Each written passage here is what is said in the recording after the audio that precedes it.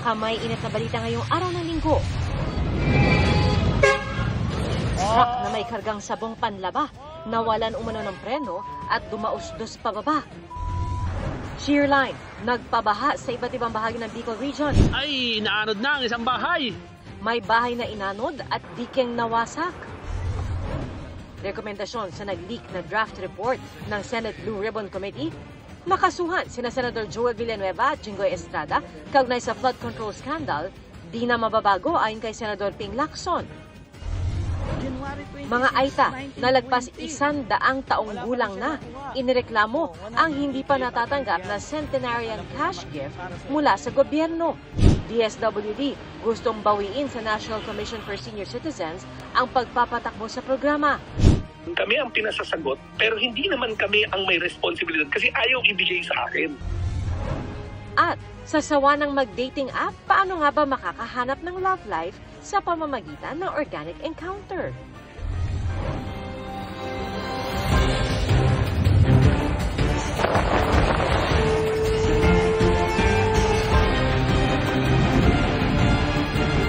Nakatuto kami. Magandang hapon po. Dumausdos paatras ang isang truck na kargado ng sabong panlaba sa Caloocan na nakadali po ng kotse at poste. Nakatutok si Bea Pinlac.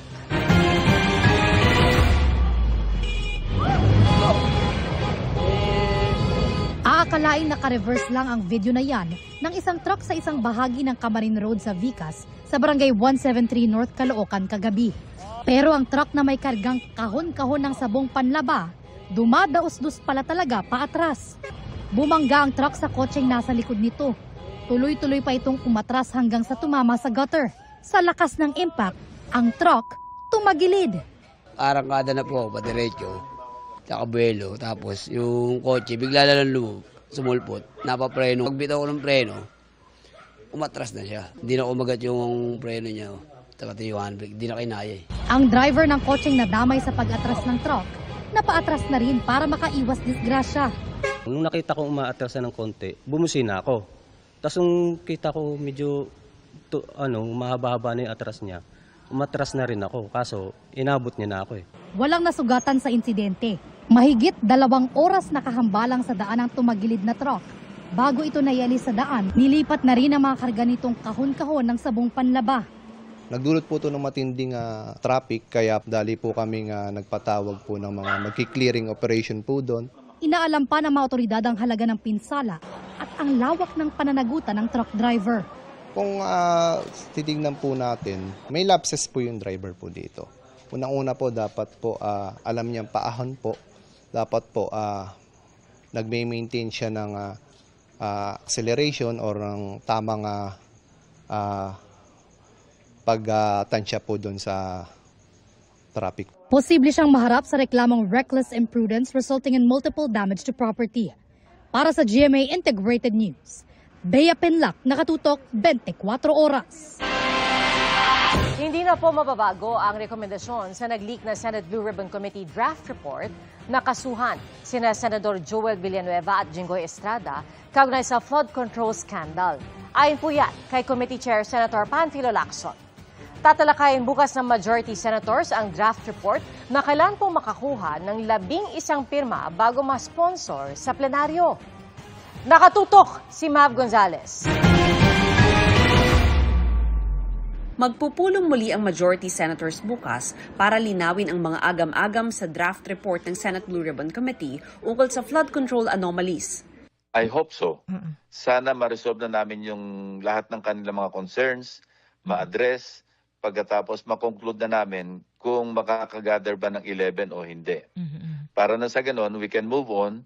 Matatawag ulit ako ng pagdinig at tapusin na namin i-close na namin yung inquiry tungkol sa flood control projects at gagawa na ako ng final committee report. Remember, merong hindi maisasama dun eh.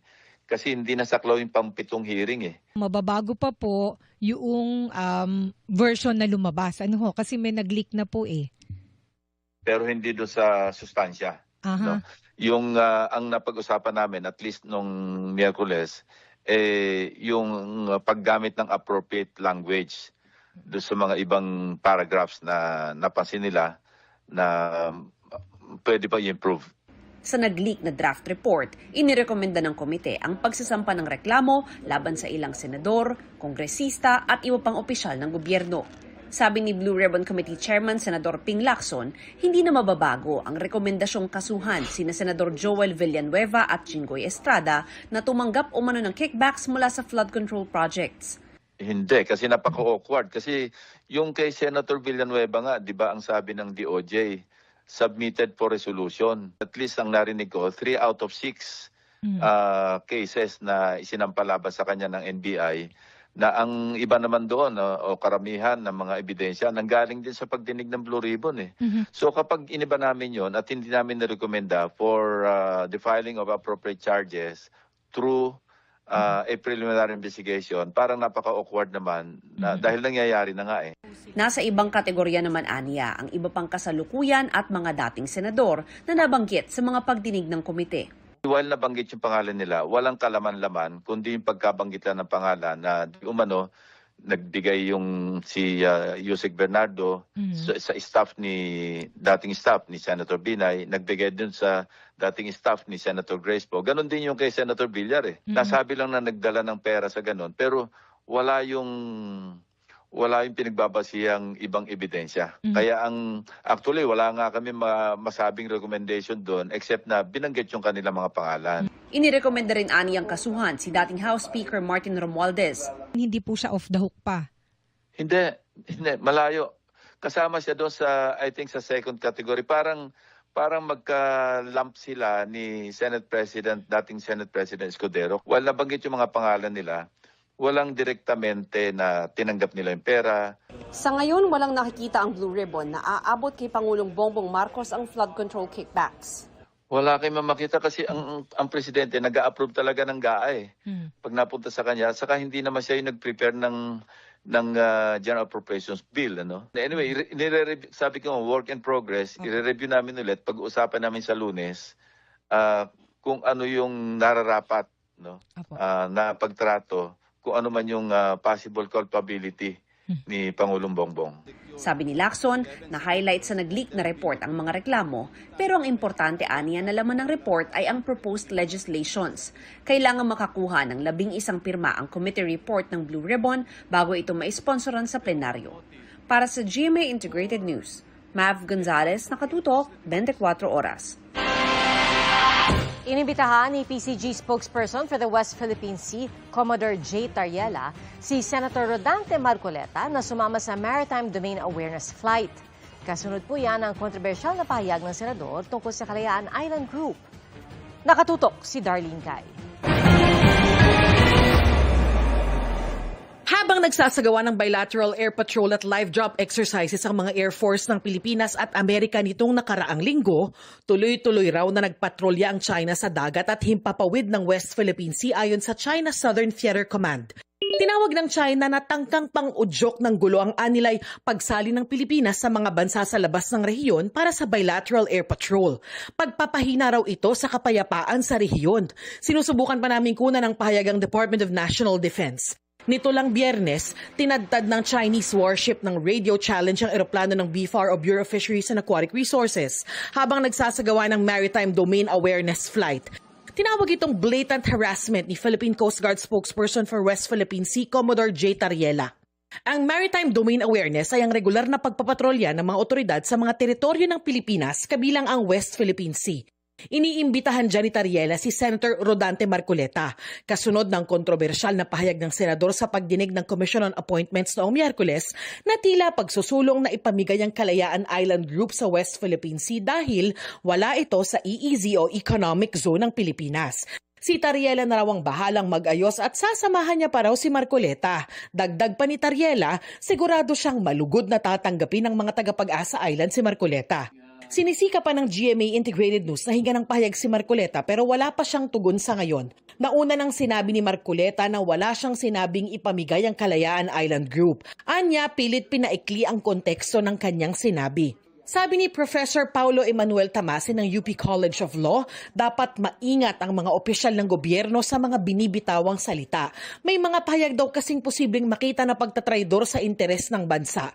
Sa ilalim po ng kasalukuyan nating batas, sa Revised Penal Code, yung treason po ay isang krimen ng pagtataksil sa Pilipinas o sa soberanya ng Pilipinas. So, may konteksto po yun na kailangan may digmaan na nagaganap or active war na nagaganap. So, posible po na mayroong mga pahayag sa publiko, yung na pwede natin makita na pagtatraidor sa interes ng Pilipinas, hindi po necessarily papasok yun sa kasalukuyang definition ng treason. Para sa GMA Integrated News, Darlene Kai, nakatutok 24 oras. Kabilang sa mga idinadawit sa pagpaslang sa pulis na dinispatcha sa septic tank, ang isang local journalist ng ama ng isa sa 7 inarestong suspect. Itinanggi ng mamamahayag ang paratang, sabay sabing tinorture ang kanyang anak para paaminin sa krimen. Nakatutok si June Veneracion. Sa drone video na ibinigay sa GMA Integrated News, makikita na isa talaga sa mga tinutukan ng Malolos City Police ang lugar na ito sa Barangay Mohon sa Bulacan noong panahon na nawawala si Police Staff Sergeant Renato Kasaway Jr. Makikita sa drone video ang isang ginagawang septic tank. Malakas na ang hinala noon ng mga pulis na sa lugar na ito huling nagpunta si Kasaway bago siya inireport ng asawa na nawawala ng January 24. Nagkatotoo nga hinala nang ma-recover ang katawan ng pulis sa ilalim ng septic tank noong January 30 sa tulong ng isang impormante. Ilang araw lang ang lumipas, isa-isa nang naaresto ang mga suspect, kabilang ang mismong gunman. Very confident po kami po at lahat naman po ng ebidensya ay talagang nagkukorroborate sa other. Ito po ay pinag-aralan at talagang airtight na investigation po ang ginawa namin dito. Ito ang baril na ginamit umano ng gunman na inaresto sa Davao del Norte. Sabi ng Malolos City Police, nakapangalan nito sa gunman base sa record ng Firearms and Explosives Office ng PNP. Isinuko ang baril sa pulisya noong February 5.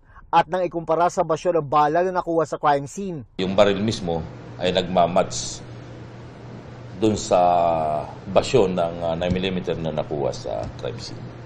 Hawak na ng pulisya ang suspect at 6 na iba pang sangkot sa krimen. Kabilang sa mga sinampahan ng reklamo bilang accessory to murder, ang isang local journalist na ama ng isa sa 7 na arestong suspect.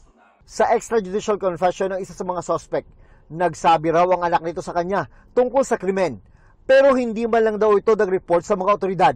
Walang nagsasabi sa akin. Nalaman ko lang yan pagpatay na yan nung tumawag na sa akin na humingi ng saklolo nung January 30 nung inaaresto yung anak ko. Tinorture daw ng mga pulis ang suspect na nagdiin sa kanya, pati ang kanyang anak. Yung anak ko, specifically, tinorture kasi para ibigay niya yung password ng iPhone niya. Yung iPhone niya, alam mo ginawa doon sa iPhone niya, nung nabigay na hack, nagpo-post, "Oy, hindi nyo ako mauhuli. Wala kayong laban sa akin dahil ito, ako nagplano niyan lahat. Ako nagpapatay." Wala pong katotohanan yun. At kami po ay bukas sa anumang klase ng investigasyon. Ano po? Dahil unang-una po, ang inyong kapulisan ay gumagalang at may respeto sa karapatang pantao. Nakakulong pa rin dito sa Malolos City Police Station ang 7 arestadong suspect. Pinag-aaralan naman ng PNP ang posibilidad na gawing testigo ang 2 sa kanila. Para sa GMA Integrated News, June Veneracion, nakatutok, 24 oras. Susunod, 10-wheeler, nahulog sa ilog, driver patay.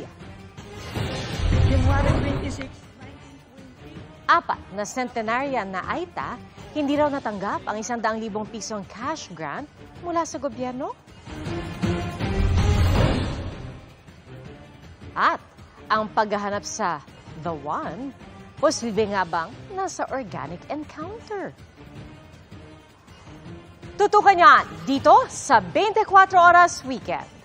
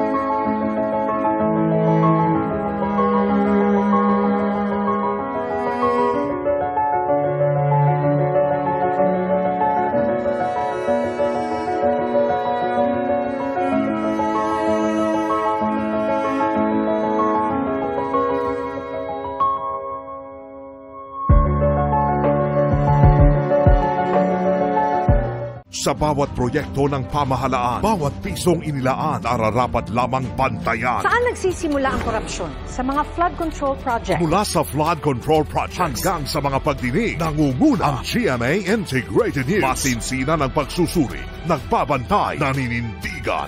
80 na ako eh! Araw-araw baha! Puro magnanakaw. Ito ang Pantay Kaban ng Bayan mula sa GMA Integrated News, ang News Authority ng Filipino. Mga balitang hindi mo na kailangang hintayin. Pwede mong pakinggan ang 24 oras kahit saan, kahit kailan. Ang pinakamalalaking balita kasama mo na sa araw-araw.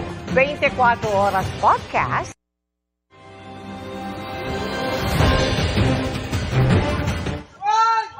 Dumiretso sa ilog ang 10-wheeler truck na yan nang mahulog sa isang bangin sa Agusan del Sur. Nawalan umano ng preno ang truck at wala ng buhay na ma-recover ang katawan ng driver. Sugatan naman ang pahinante nito. Nasira ng gumuhong lupa na may kasamang malalaking bato at troso ang ilang bahay sa Lanuza, Surigao del Sur. Marami pong kasada sa probinsya ang hindi pa madaanan bunsod ng landslide. Nakatutok si Jandy Esteban ng GMA Regional TV. Hirap nga talaga. Nasira ng bagyong Basyang ang bahay ni na Glory Vic dahil sa pagguho ng lupa sa bayan ng Lanuza, Surigao del Sur. Naano din ng baha ang kanilang mga gamit. Dahil sa tindi na buhos ng ulan, gumuho ang lupa na may kasamang malalaking bato at mga troso. Hanggang sa dumausdos dito sa kabahayan. At isa sa mga natamaan ay ang bahay ni Nanay Alma. Lahat-lahat wala kaming gamit. Okay lang kasi nakaligtas kami. At saka ngayon wala kami pati tubig. Hirap kami. Pagkain, wala kami. Pira, wala. Lahat. Tulungan niyo kami. Tulong-tulong ang mga magkakapitbahay sa pagtanggal ng mga naiwang debris. Natabunan din ang mga kalsada sa bayan. Sarado pa rin ang bahagi ng National Road papunta sa kalapit na bayan ng Cortez. Nasa mahigit 1 kilometro yung affected area ng bahagi ng daan na ito dito sa sitio Katupgas, Barangay Norcia sa bayan ng Lanuza, Surigao del Sur dahil sa gumuhong lupa na may kasama mga bato at mga troso. At nasa 2 meters yung kapal niya kaya aabutin raw ng ilang mga araw bago ito tuluyang madaanan. Yung nagpapahirap po sa sitwasyon namin dito, ma'am, yung makakapal na lupa galing sa bundok, saka yung mga malalaking troso. Pero handa naman kami, mga equipment namin para sa clearing operation. Ginagawa namin ng paraan lahat upang maabot namin yung kalapit na lugar. Kaya ang ilang stranded, gumastos na lang upang makasakay ng pump boat para makatawid. Kana kami nagpambot. Pili bayad, mahal-mahal. 200. Bumara rin ang mga malalaking troso sa mga tulay. Nasira rin ang ilang dike.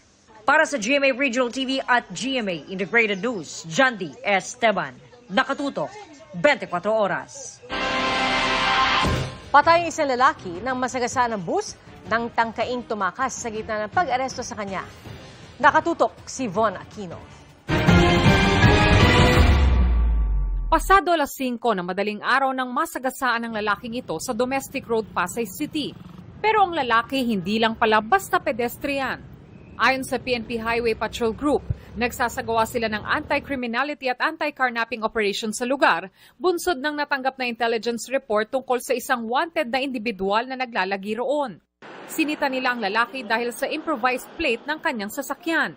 At nang kanilang beripikahin ang pagkakakilanlan ng lalaki, natuklasang may 3 warrant of arrest para sa kasong estafa sa Zamboanga City. Top 10 most wanted person para po sa provincial level. And nagkataon din na during our verification, napagkalaman natin na itong suspect po ito na gumagamit na po ng sakyan with improvised plate. Base sa kwento ng mga HPG personnel, isasakay pa lang sana nila yung lalaki dito sa bahaging ito ng kanilang compound. Pero nagpumiglas daw ito at nanakit ng kanyang mga escort hanggang sa makatakas at tumakbo dito sa gilid ng kalsada at tumawid doon sa northbound lane hanggang sa mabundol siya ng isang bus doon sa tapat ng opisina ng isang airline dito sa Domestic Road. nung siya po ay bibigyan na po ng posas, yun na po yung naging opportunity po niya na makapakas. Siya po ay nagkaroon po ng severe damage sa ulo, and kalaulan naman po ay nadeklara na dead on arrival po sa isang hospital. May nakita kong dalawang mama na hinahabol po siya. Nakapaa siya. Pagkatumba niya, medyo pag ganito ang bus, pag ano ng bus, dumaan, nadali ang ulo niya na sagasaan. Ang driver naman ng bus nasa kustodiya na ng Pasay City Vehicular Traffic Investigation Section. Tumanggi siyang magbigay ng pahayag. Maharap po siya sa reckless imprudence resulting to homicide. We're still waiting kasi doon sa kopya ng CCTV ng LGU para din malaman natin kung sakaling nagpabayaan man din yung ating pong mga operatiba. Para sa GMA Integrated News, Von Aquino, nakatutok, 24 oras. Sumulat po na isang open letter si Mary Jane Veloso para ipanawagan ang kanyang paglaya. Sa sulat nitong January 28, isinaad ni Mary Jane ang hirap ng kanyang mga magulang para puntahan siya sa correctional mula po sa Nueva Ecija. Nais na rin umano niyang makasama ang mga magulang at mga anak na hindi umano niya nasubaybayan sa paglaki. Ayon sa ama ni Mary Jane, sila ang nag-udyok sa anak para maipanawagan ang kanyang paglaya. Muli rin silang nanawagan kay Pangulong Bongbong Marcos para bigyan siya ng clemency. Maraming Pilipino ang pinipiling magbakasyon sa ibang bansa kumpara dito sa Pilipinas dahil ang mahal daw bumiyahe rito. Pero may paliwanag po dyan ang ilang eksperto. Nakatutok si Bernadette Reyes. 17 magkakaanak mula lolo't lola hanggang mga apo kung bumiyahe ang pamilya ni Maxine. Pero mas napapadala silang magbakasyon abroad sa halip na sa Pilipinas. For example, pupunta ako ng Bangkok. Before, nakuha namin siya ng 11 round trip. And Siargao, like one way, 10 to 15. So parang sa ticket price pa lang, maano ka na, parang masastop ka na. Ganito rin ang napansin ni Jad nang ikumpara niya ang gastos na magbakasyon sa Korea at Siargao. Yung last na binisit ko, Siargao, and then yung expenses medyo kung hindi magpapantay, parang minsan mas mahal pa locally. Ay, minsan mas mura pa talaga, siguro mga 5K cheaper, ganyan. We buy the seats ahead of time, normally a year ahead. So that's why we can sell it at a very affordable price. For Da Nang, Hanoi, Sapa, we have prices ranges from 28,000 to 30,000, all inclusive. Around mga 5,000 to 6,000 po siya in a day. Samantala sa Batanes, sumaabot sa 30,000 pesos ang budget para sa mas kakaunting araw ng bakasyon.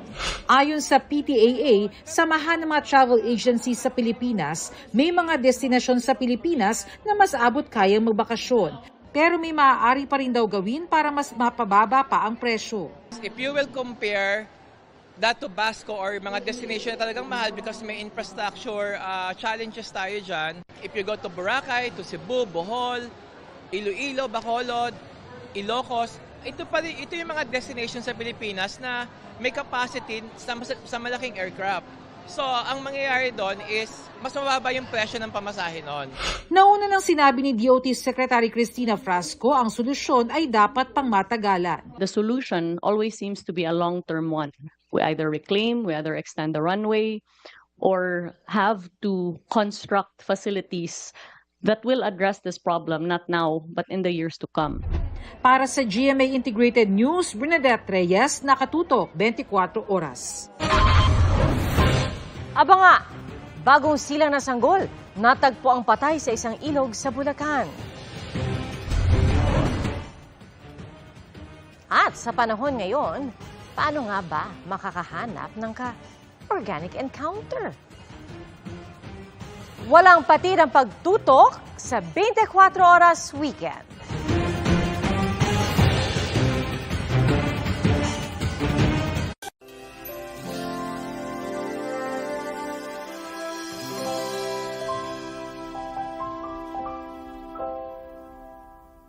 Huwag mahuhuli sa balita online. Join the millions of users of GMA News online app worldwide. Get the latest news, access exclusive stories, watch video reports, and live stream all in one app. Go to Apple App Store or Google Play Store. Search for GMA News. Look for the official app by GMA Integrated News and GMA New Media. Install and get started. From news to lifestyle to sports, we've got everything for you. Huwag mahuli sa balita. GMA News online app. Balitang maasahan. Nasa kamay mo na.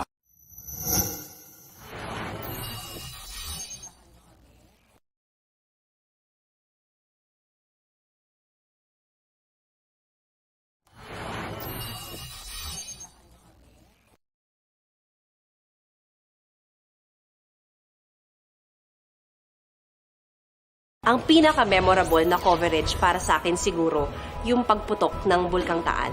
Kasi biglaan yon, hindi namin siya inaasahan. Pero lumabas yung tapang mo na kailangan mong pumunta dun sa ground zero kahit delikado. Kasi kung hindi kami pupuntang reporters dun, paano malalaman ng mga tao kung anong nangyayari? At syempre, para matulungan mo rin yung efforts ng evacuation, yung ginagawa ng gobyerno to make sure na mas konti yung maapektuhan at masasaktan dun sa pangyayaring yun.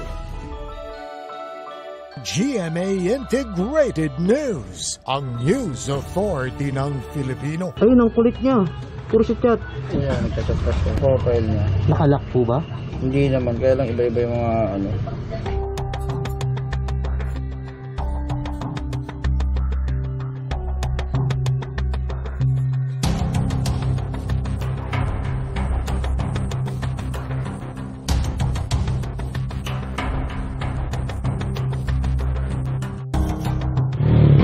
Abono 1.8, tapos ang booking 445, tapos ang token 120 lahat.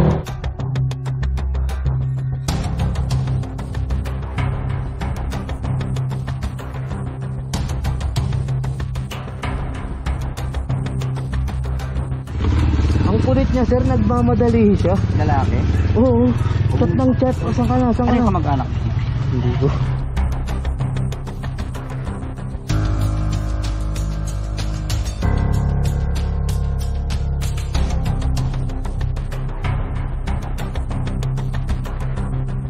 Huwag ka na lang mag-iinit sa kausap niya. Kasi ano, 1K lang niya binili sa akin yan. Ay, sir, scam yan.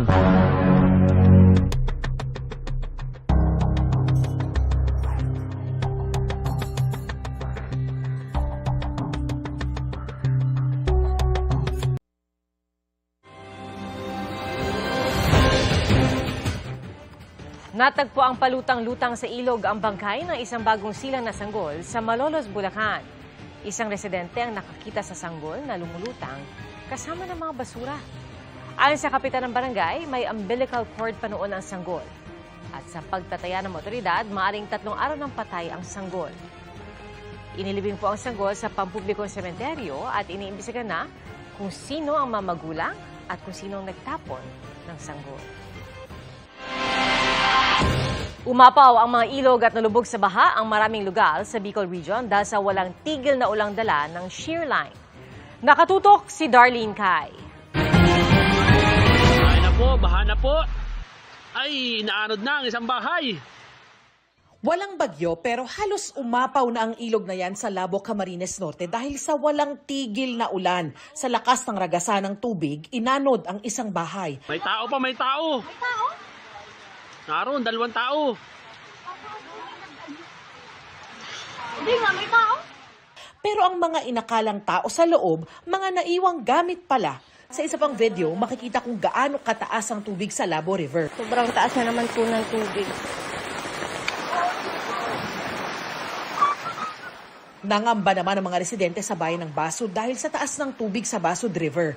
Natumba pa ang punong ito na kasamang tinatangay ng tubig. Halos umaabot sa bubong ang baha. Ganyan din kataas ang baha sa Barangay Tuwaka kaya inilikas ang mga residente. Umapaw naman ang drainage canal sa bayan ng San Lorenzo Ruiz. Sa bayan ng Karamoran, tuluyang umapaw ang Hilacan River. Pinasok ng tubig ang mga bahay na katabilang ng ilog. Sa Barangay Sabangan naman, mabilis na tumaas ang tubig. Natibag naman ang isang dike sa Barangay Tugli. Pinalilikas ng mga nakatira malapit sa nasirang dike. Baha rin ng sumalubong sa mga residente sa bayan ng Panganiban. Agad na nagsagawa ng evacuation at rescue operations ang MDRRMO at BFP Panganiban. Sa bayan ng Bato, lubog sa baha ang ilang bahay sa Barangay Sipi dahil sa pag-apaw ng Bato River. Naramdaman din ang sama ng panahon sa Tagkawayan, Quezon. Umabot hanggang bewang ang baha. Pinasok ng tubig ang mga classroom sa eskwelahang ito. Ayon sa Pag-asa, shear line ang nagdadala ng malalakas na ulan sa Southern Luzon at Bicol Region. Para sa GMA Integrated News, Darlene Kai, nakatutok 24 oras. Walang takas ang isang babae na inaresto sa Quezon City dahil sa panggagancho sa mga hinikayat niyang mamuhunan sa negosyo. Nakatutok si Jamie Santos. Sa bisa ng isang arrest warrant, nasukol ang babaeng ito sa Quezon City. Pinaaresto ang suspect para sa paglabag ng bouncing check law. Nanghihikayat umano ang suspect ng mga investor sa coffee business. Dahil sa malaking balik nung o kaya yung interest nung kikitain dun sa business, and actually mga 20% then habang tumatagal lumalaki yung pinapangakong balik nung pera. Marami ho na sila na nagsasabi na nabiktima ho ako ng suspect na ito. Wala ho daw laman yung mga check na in-issue. Sinubukan namin kunan ng pahayag ang suspect pero tumanggi ito. Nagpaalala naman ng pulisya sa publiko na maging mapanuri sa pag-i-invest. Doon po sa hindi pa ho nabiktima, huwag na ho nating subukan maging makilatis ho tayo. Doon naman ho sa mga nabiktima na, pwede ho kayong pumunta dito, check natin to para pwede pong sampahan ng kaso. Para sa GMA Integrated News, Jamie Santos, nakatutok 24 oras.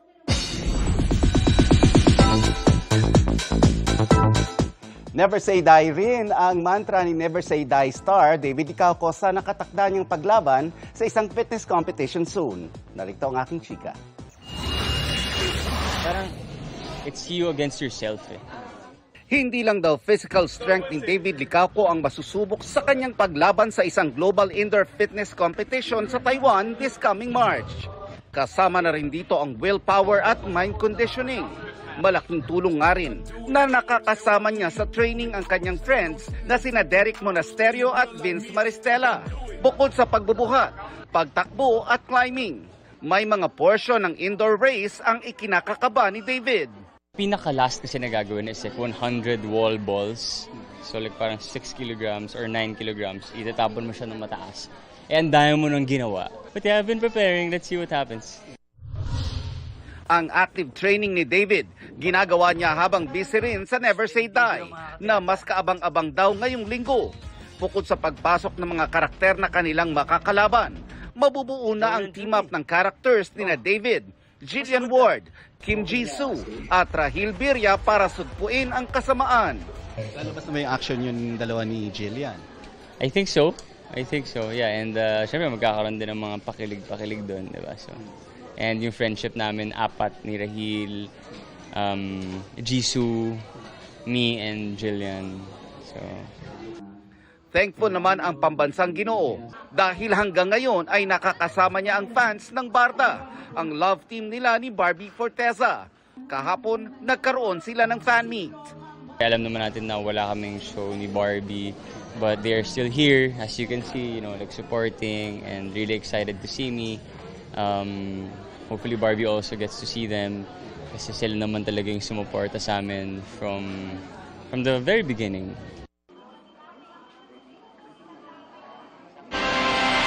Time to update mga kapuso. Pinalevel up pa ng GMA Network ang panonood ng inyong favorite kapuso shows online sa paglulunsad ng GMA Play. Gamit ang GMA Play app, mapapanood sa inyong smartphone ang latest sa inaabangan nyong shows at newscasts kahit saan at kahit kailan. Maraming pagpipilian anuman ang feel nyong panoorin. Mapa-drama, rom-com, documentary at marami pang iba. Pwede ring sumubaybay sa Kapuso Stream o mag-binge watch ng Asian novela at movies. I-download ang GMA Play app sa Google Play Store o App Store. Kung may GMA Network app na, kailangan lang itong i-update. Pwede rin itong i-access sa Smart TV o sa web browser. Up next, kilalanin ng P-pop stars na makaka-collab ng celebrity stars sa Season 2 ng Stars on the Floor. May patikim ng kanilang dance moves. At paano nga ba mahahanap ang the one sa pamamagitan ng organic encounter? Non-stop ang pagtutok dito sa 24 Oras Weekend.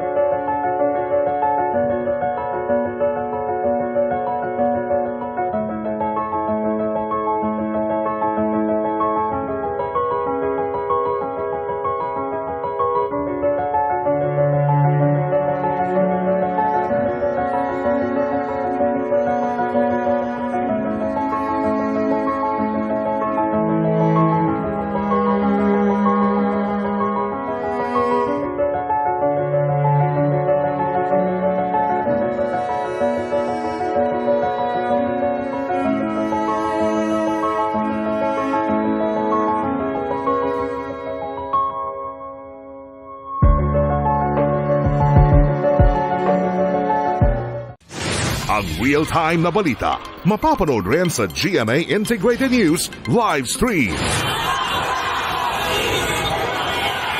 Hiya naman kayo sa inyong kapwa Pilipino.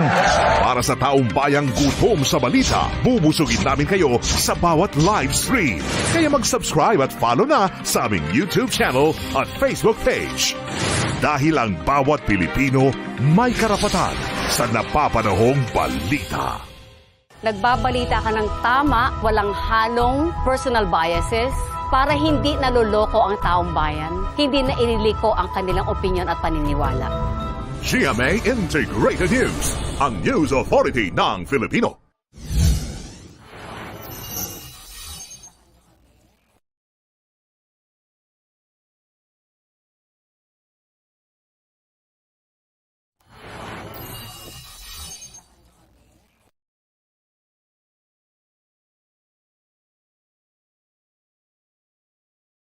These efforts to counter disinformation, what kind of impact have they had in your opinion?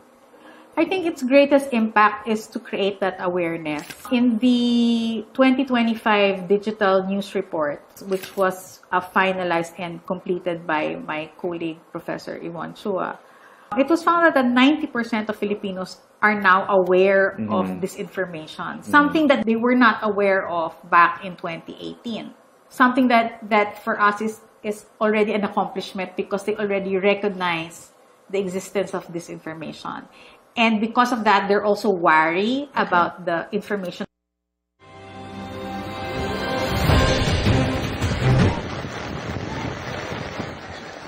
Natrap sa rumaragasang baha ang isang residente sa Viga, Catanduanes. Hindi po kasi siya agad nakalikas dahil sa biglang pagtaas ng tubig. Nailigtas ang residente kalaunan. Ang pagbaha ay bunsod ng tuloy-tuloy na pag-ulang dala ng shear line. Kaugnay po napayag ng China na nagdudulot ng anyay instability o ang Joint Air Patrol ng Pilipinas kasamang Amerika, nanindigan ng AFP na ang China ang nagdudulot ng instability sa West Philippine Sea na nasa exclusive economic zone ng Pilipinas. Sa isang mensahe sa GMA News Online, sinabi ng Philippine Navy na may maayos na koordinasyon at nasa loob ng EEZ ang bilateral air patrol kasamang mga kalyadong bansa. Illegal din nila ang mga aktibidad ng China sa Baho de Masinloc dahil wala itong basehan sa international law. Natupok ang nasa 30 bahay sa sunog na sumiklab sa Valenzuela City. 2 ang sugatan. Ayon sa Bureau of Fire Protection, pasado alas 11 kagabi, sumiklab ang apoy. Nahirapan ang mga bumbero na makalapit sa mga nasusunog na bahay dahil makipot ang daan. Isang bakod ang binutas para mapabilis ang pag-apula sa apoy. Naapula ang sunog matapos ng mahigit 2 oras at apektado ang humigit kumulang 50 pamilya. Patay sa pamamaril ang isang lalaki sa Tondo, Maynila, ang nahulikam na krimen sa pagtutok ni EJ Gomez. Naglalakad ang lalaking ito sa Laurel Street, Barangay 120 sa Tondo, Maynila, kaninang madaling araw. Maya-maya lang, bumunot siya ng baril. at pinagbabaril sa likod ang nakasalubong niyang lalaki. Humandusay sa kalsada ang biktima habang tumakas ng gunman. Ang ilang residenteng nagtakbuhan. Ilang segundo pa, kita ang pagdaan ng gunman matapos ang pamamaril. Bigla po kaming nakarinig na sunod-sunod na putok po. Tapos bigla po kaming rumuspende. Tapos pagbaba po namin yun, ang dami na pong tao. May tao na po rin na nakapulakda. Sa likuran niya po, doon po yung tama tapos diretso sa may ulo niya. Palaisipan sa mga kaanak ng biktima kung sino ang salarin. Pero madalas daw masangkot ang biktima sa mga gulo sa lugar. Kasi yan dito, istambay, magdamag. Laman talaga ng kalsada yan. Alaminin natin na nagdadrugs yan. Pero ano talaga siya, yung pag nakakatira siya ng marijuana o nangungusunada. Minsan siya kinukusunada rin dahil sa mga medyo, kahit pamangkin ko, medyo meron di rin magandang record niya. Puro away din yan eh. Patuloy ang investigasyon ng pulisya sa insidente. Tinutuntun pa rin ang salarin na posibleng maharap sa reklamong murder. Para sa GMA Integrated News, EJ Gomez, nakatutok 24 oras.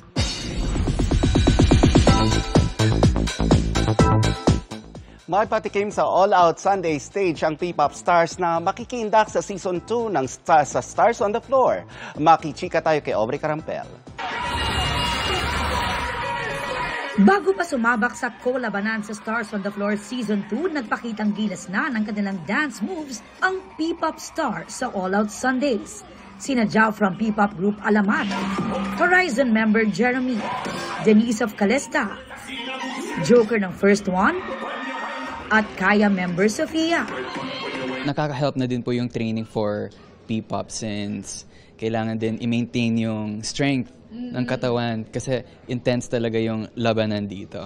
Since alam po ng mga fans na more on maangas ako, dito makita nila yung ibang sides ko sa pagsasayaw. Excited po ako sa mga matututunan ko. First time kong matututunan sa pagsayaw, yung mga iba't ibang genre na matatry ko. Excited ako na matry lahat ng dance genre kasi gusto ko rin ma-explore lahat ng mga dance. Sobrang taas po ng standard na nabigay ng last season for me po personally, and I'm very inspired and motivated po to do the same as them.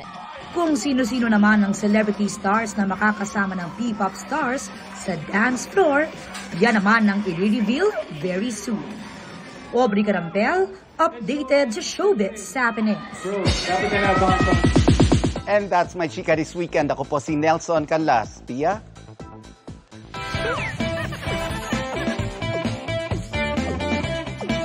Thank you, Nelson. Mga kapuso, handa po ba kayong makipag-agawan para sa isang biik? Sa Aurora po, kinagiliwan ang Agawan ng Biik Challenge sa gitna ng pagdiriwang ng pista. At nakatutok si Athena Imperial. Ready! Get set! Go! Kumasa sa kakaibang challenge ang mga taga-barangay Marikit sa Kasiguran, Aurora. Pero ang twist, lahat ng mga kalahok nakapiling.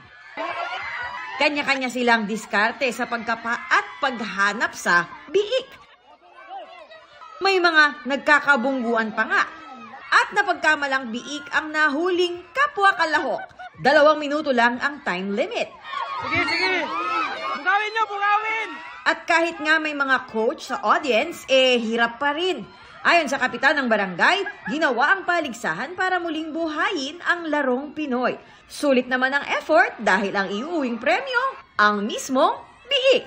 Para sa GMA Integrated News, Athena Imperial, nakatutok 24 oras.